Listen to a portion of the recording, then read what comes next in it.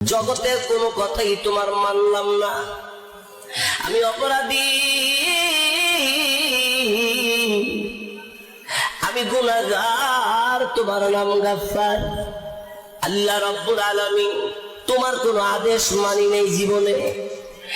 আজ জাহান্নাম থেকে উঠাইয়া তুমি আমাকে যখন তোমার দরবার হাজির করেছো, আবার যখন বলেছো জাহান্নামে যাওয়ার জন্য, তখন আমি চিন্তা করেছি আমার আল্লাহ রাব্বুল আলামিন আমাকে যখন আবার এখন অর্ডার করেছে, জিন্দেগির ভিতরে কোনো অর্ডার যখন মানলাম না, আজকে অর্ডারটার বাদ দিয়া লাভ নাই।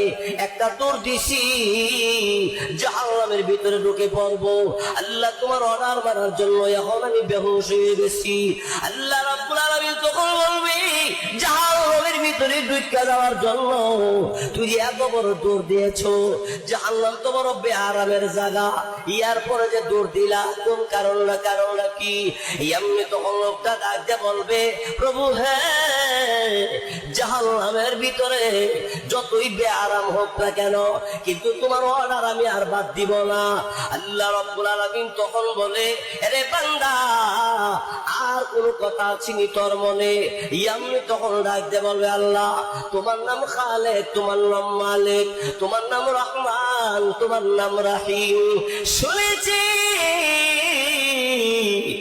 যত দয়া আছে মায়া আছে 100 ভাগ করা হয়েছে, 99 ভাগ মুহাব্বত আর ভালোবাসা তোমার কাছে আছে।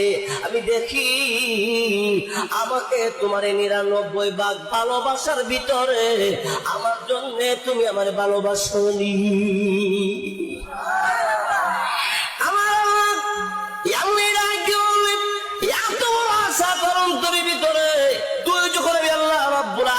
কাছে আসর ময়দানে এমন করে যখন বলে দিয়েছিস রে বান্দা যা জাহান্নামে আর যাওয়া লাগবে না, আমি আল্লাহ তোরে মাফ করে দিছি, তুই আমার জান্নাতের ভিতরে প্রবেশ করবি।